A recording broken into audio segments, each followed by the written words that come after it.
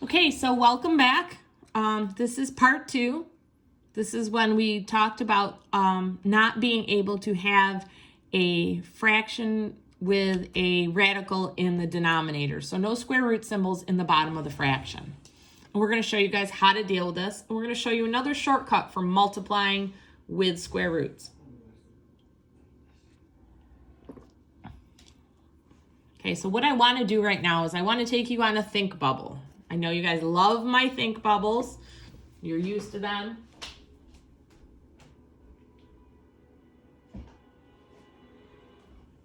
Okay, so for our think bubble, we're going to refer back to him partway through our problem.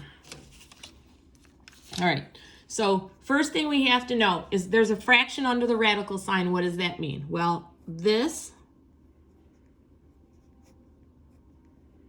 is the exact same thing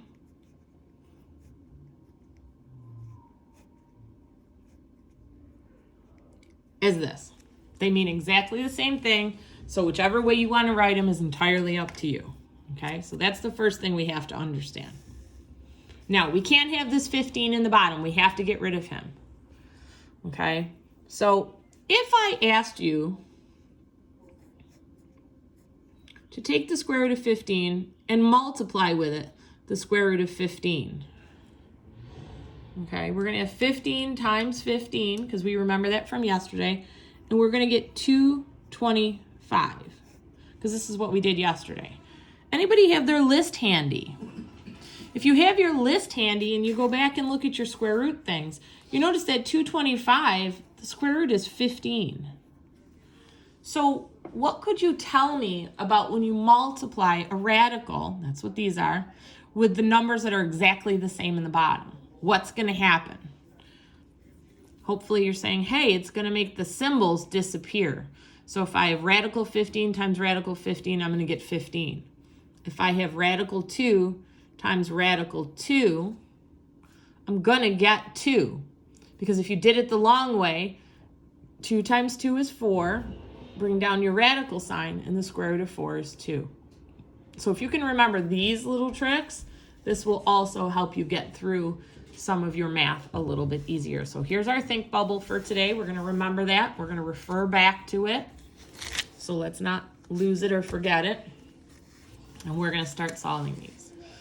All right, so the next thing you need to know about this is fractions.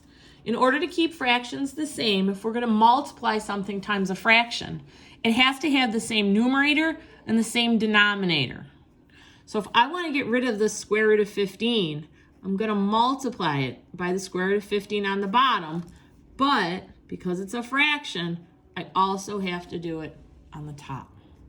So I'm going to take whatever my bottom is, and I'm going to multiply it by that on the top and the bottom.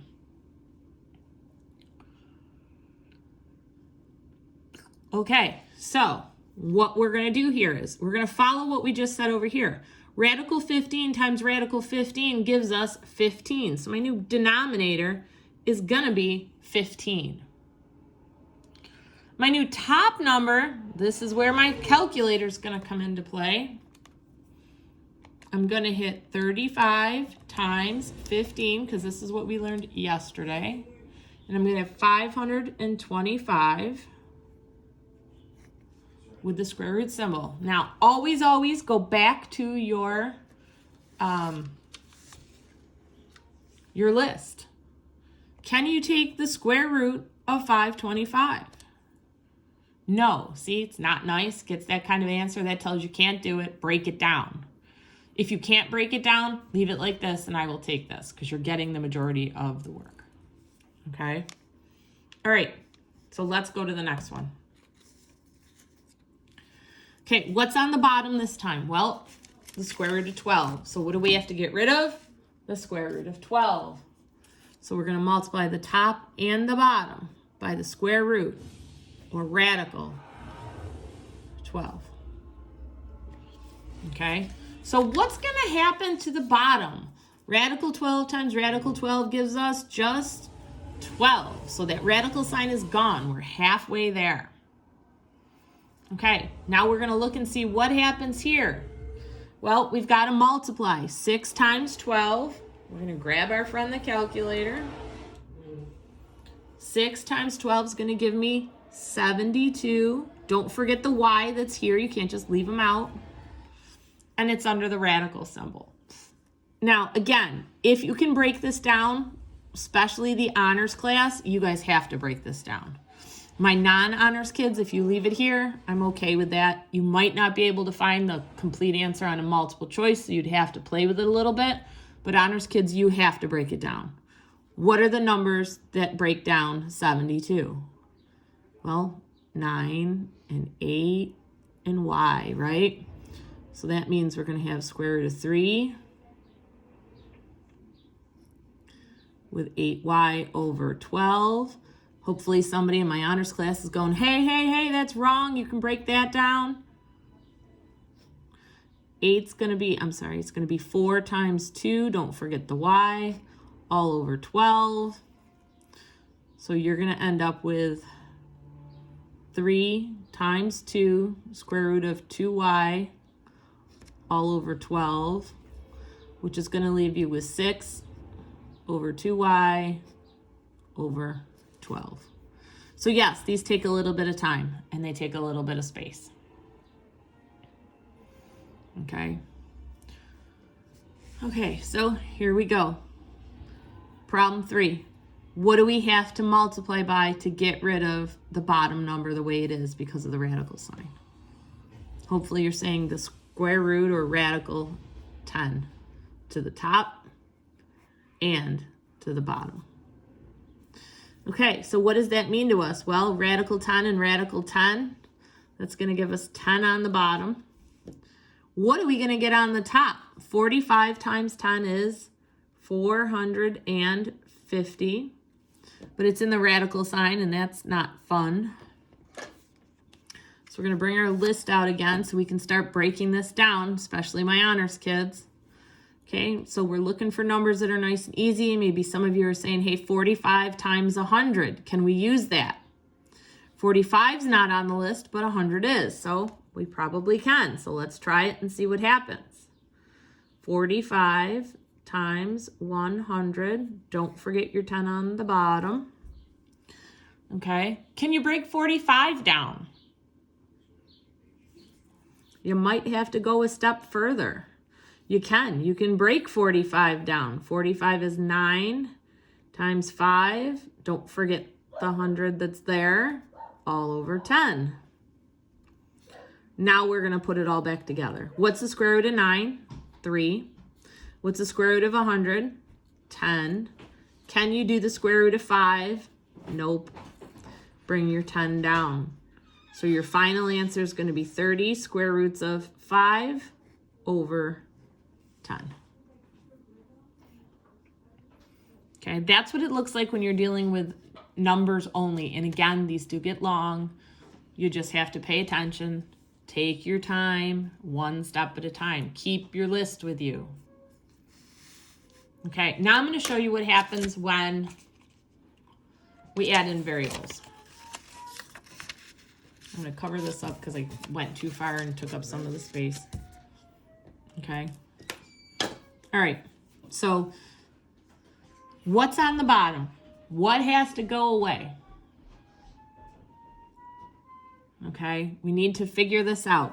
So we're going to multiply both parts by 27a squared.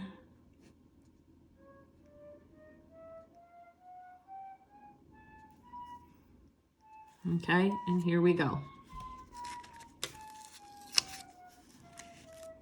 Okay, so on the bottom, we're going to have 27a squared because when you multiply the same thing under the radical, you get that back. Okay, so now what's the hidden a's exponent? Remember this rule? It's a 1. And what did we say happened yesterday when you multiply? You're actually adding. That's going to be important here. All right, so for this one, we're going to have 68 times 27. You're definitely going to need a calculator.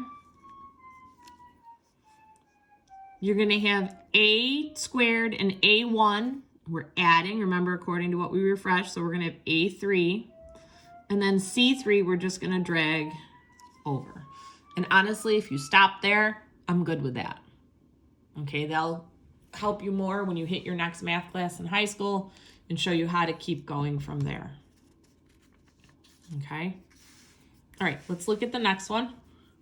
Who's on the bottom this time under the radical sign? Well, m to the 5. So we're going to get rid of m5 by multiplying the top and the bottom by m5. What's going to happen to the bottom in our denominator? Well, the radical sign is going to disappear, leaving us with just m5. And up top, we're going to have 27 m5 all under the radical sign. And if you want to try to reduce it, especially some of my honors kids, you should be able to handle this one. Regular kids, you can definitely stop there. Okay, so let's look at the next one. What happens if we have a fraction multiplied by a fraction? Well, we're going to just do it like we normally do fractions. Top times the top, bottom times the bottom. Okay, so what that means is I'm going to have 3 times 9 under the radical symbol and 16 times 5 under the radical symbol. So that means I'm going to get my calculator and figure out what is 16 times 5, and it's 80. I cannot have 80 in the bottom. It's a no-no. So I have to do what we did on the other problems. Multiply it out to get rid of the 80. So what happens? My bottom becomes just 80. My top number becomes huge. And that's my answer, unless you're going to try to reduce it. Okay, let's look at another one of these little fractions. I'm going to take these off. One more fraction, because there's a little shortcut that I can show you here. If I asked you to do this,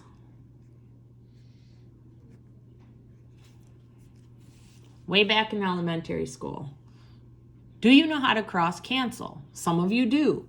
Remember, if it's the same number across, you can get rid of it and you would get right to your final answer. It just basically helps you move faster through the fraction. This is the same way. If it's exactly the same, you can cross cancel. So square root of 5 and square root of 5, I'm going to cancel them out and be done with them. And what am I left with is just my answer. But they have to be the same. If you didn't know the cross canceling, that's okay. You would do it just like we did the problem right beforehand. Okay, if you didn't know that, you would do 4 times 5, which is square root of 20. And you would do 5 times 7, which is the square root of that, which is going to give you this. Can't have this. So we're going to get rid of the 35 on the bottom.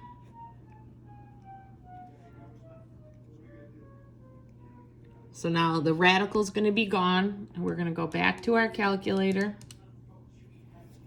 and we're going to have 700 this time under the radical. And if you continued on reducing and things, you would get the same answer.